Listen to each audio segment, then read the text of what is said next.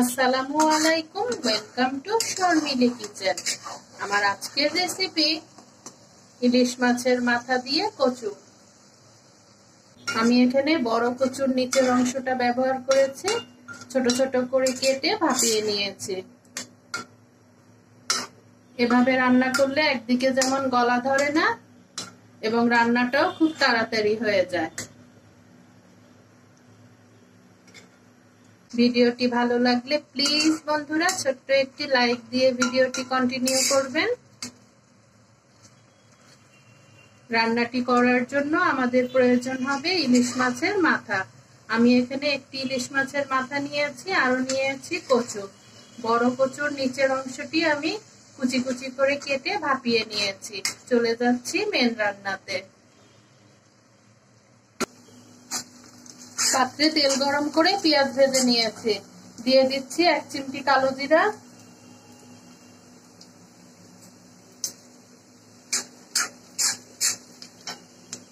এখন দিয়ে দিচ্ছি একটি ইলিশ মাছের মাথা। আমি 2 খণ্ড করে কেটে নিয়েছি।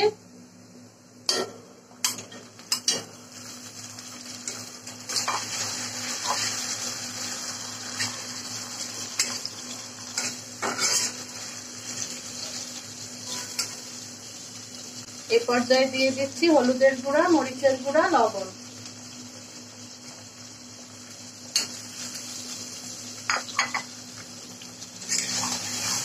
দিয়ে মাছের মাথার সঙ্গে ভালো করে কষিয়ে নেব।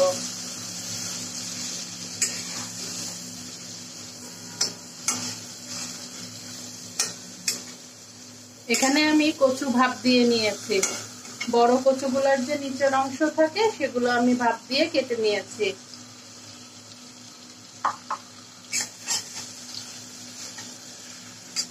ইলিশ মাছের মাথার সঙ্গে এই রান্নাটি দারুণ লাগে,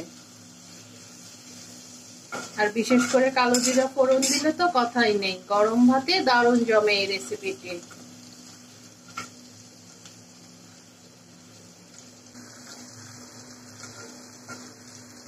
মাছের মাথাগুলো ভালো করে আমার কষানো হয়ে গিয়েছে। এ পর্যায়ে দিয়ে দেব ভাপিয়ে নেওয়া কচুগুলা।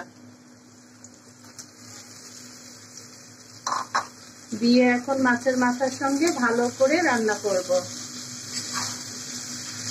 প্রথমে কষিয়ে নেব, যেহেতু ভাপিয়ে নেওয়া আছে আমার রান্না হতে বেশি সময় লাগবে না।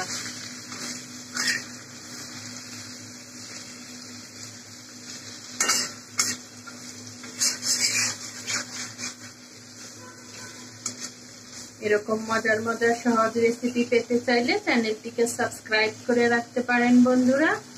আর যারা সাবস্ক্রাইব করেছেন তাদেরকে অসংখ্য ধন্যবাদ। প্লিজ বন্ধুরা ছোট্ট একটি লাইক দিয়ে ভিডিওটি কন্টিনিউ করবেন।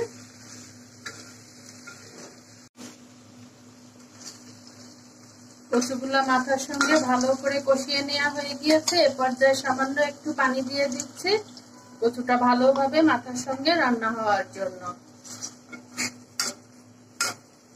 এখন স্লো ফ্লেমে 8 থেকে 10 মিনিট রাখবো। পানিটাও শুকিয়ে যাবে, রান্নাটাও পুরোপুরি হয়ে যাবে। যেহেতু কচুটা ভাপিয়ে নেওয়া আছে তাই আমি পানির পরিমাণটা কম দিয়েছি। এই রান্নাটা একদম শুকনো শুকনো হবে।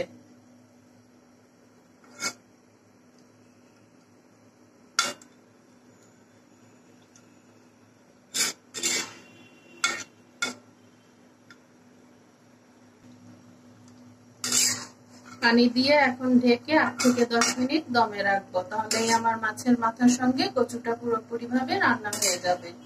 এই রান্নাটি কিন্তু একটু শুকনো শুকনো হলেই খেতে ভালো লাগে।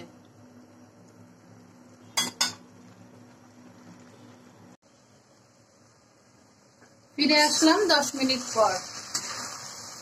আমার রান্নাটা প্রায় হয়ে এসেছে।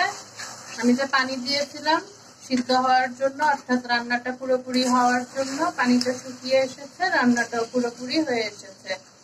কেউ চাইলে মাছের মাথাটা ভেঙেও দিতে পারেন, আমি ভাঙছি না, এরকমই রাখছি। এ পর্যায়ে দিয়ে দেব কয়েকটা কাঁচামরিচ এবং সামান্য পরিমাণ চিনি।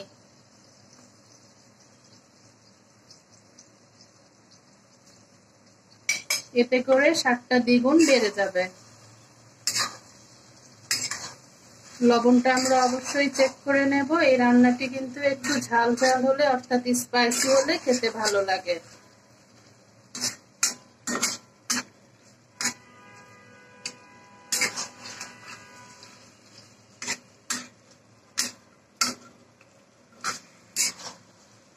আজ আসি, আবারও চলে আসবো এরকম নতুন কোনো মজার রেসিপি নিয়ে।